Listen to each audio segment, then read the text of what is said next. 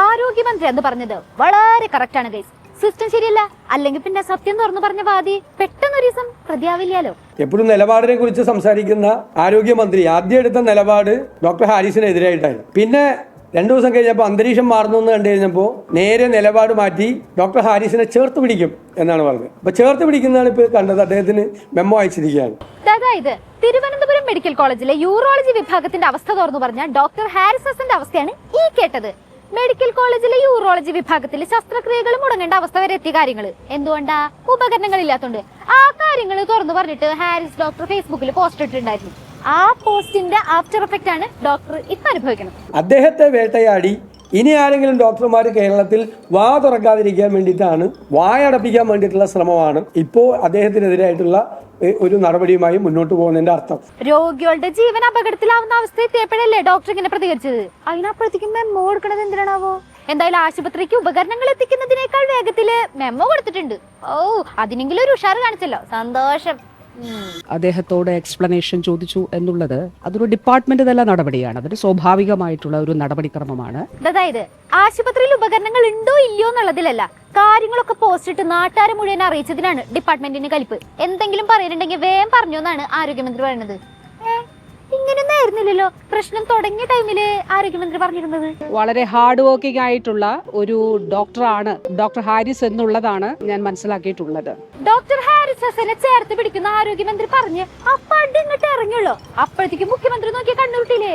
പിന്നല്ലാണ്ട് സർക്കാർ ആശുപത്രിയുടെ യഥാർത്ഥ അവസ്ഥ നാട്ടുകാർ അറിഞ്ഞിട്ടുണ്ടെങ്കിൽ എന്താ കഥ? അതുകൊണ്ട് ചേർത്ത് പിടിക്കലൊക്കെ മുഖ്യമന്ത്രി മുളയിലേ നുള്ളിക്കളഞ്ഞു. ഇന്ന് കേരളത്തിലെ ഇന്ത്യയിലെ ഏറ്റവും നല്ല ആരോഗ്യ മേഖലയെ തെറ്റായി ചിത്രീകരിക്കുന്നതിന് അദ്ദേഹം അത് ഉദ്ദേശിച്ചിട്ടുണ്ടോ എന്നറിയില്ല, പക്ഷെ അതാണ് വന്നിട്ടുള്ളത്. ഡോക്ടർ ഹാരിസൺ കാരണം കേരളത്തിലെ ആരോഗ്യ മേഖല ഇടിഞ്ഞു പൊടിഞ്ഞ് തവിട് പൊളിയായി വീണിരിക്കുന്നു എന്നാണ് മുഖ്യമന്ത്രി അന്നേ കണ്ടെത്തിയിരിക്കുന്നത്.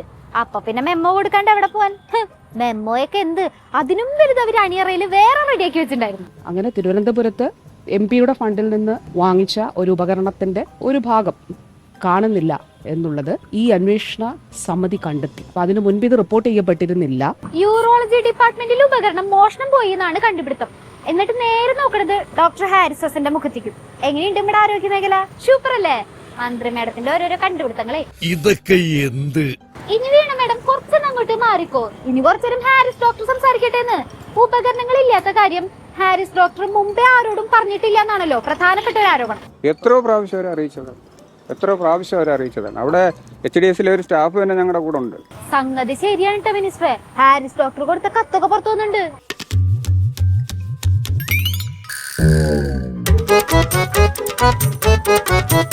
സുഗുണം പോകരുത്. അയ്യോ, അങ്ങനെ പോയി എങ്ങനെ ശരിയാവാ? പറഞ്ഞു തീർന്നില്ല. നിങ്ങൾ പറഞ്ഞാൽ വിശ്വസിക്കത്തില്ല. അത് പറയാൻ എനിക്ക് നാണക്കേടുണ്ട്. ഈ കത്തടിക്കാനുള്ള പേപ്പർ വരെ ഞാൻ പൈസ കൊടുത്ത് വാങ്ങിക്കണം. കാരണം അവിടെ ഒരു പ്രിന്റ് എടുക്കാനുള്ള ഒരു പേപ്പർ പോലും നമുക്ക് അവിടെ കിട്ടിയിട്ടില്ല. അല്ല, അത്ര ഗതികേടുണ്ടല്ലോ. സർജറി ചെയ്യാൻ പോകാൻ നേരത്ത് കത്രികയും നൂലും ഇന്നുകൂട്ടാനുള്ള നൂലും സൂചിയും കൂടി രോഗി മേടിച്ചു കൊണ്ടുപോകേണ്ട സ്ഥിതിയിലാണ് കേരളത്തിലെ മെഡിക്കൽ കോളേജുകൾ. പ്രിന്റ് എടുക്കാൻ പോലും ആശുപത്രിയിൽ ഒരു പേപ്പർ ഇല്ല. ആരും മറക്കല്ലേ, കേരളം നമ്പർ 1 ആണ്, ആരോഗ്യ മേഖല നമ്പർ 1 ആണ്. സിസ്റ്റമാണ് സിസ്റ്റം മുഴുവൻ ഈ സ്ഥിതിയിലാണ് സിസ്റ്റം. ഇത്രയും വിവാദമായിട്ടുള്ള വിഷയമാണ്. ഹാരിസ് ഡോക്ടർക്ക് പൊതുജന പിന്തുണ നല്ലോണം കിട്ടുന്നുണ്ട്. അപ്പൊ പിന്നെ ആ അന്വേഷണ റിപ്പോർട്ടെങ്കിലും ഒന്ന് പുറത്തേക്ക് വിടണ്ടേ? അത് ചോദിക്കുമ്പോ സർക്കാർ പറയാ അയ്യോ അത് ചോദിക്കരുത്, അത് തരാൻ പറ്റില്ല എന്ന്. അത് വേറൊരു സിസ്റ്റം. അറ്റ്ലീസ്റ്റ് ആശുപത്രിയിൽ പേപ്പർ ഇല്ലാത്ത കാര്യത്തിനെങ്കിലും എന്തെങ്കിലും മറുപടി പറയാനുണ്ടോ മാഡം? അദ്ദേഹം പിന്നീട് പറഞ്ഞതിനൊന്നും ഞാൻ കമന്റ് ചെയ്തില്ല. ഈ ചെയ്തത്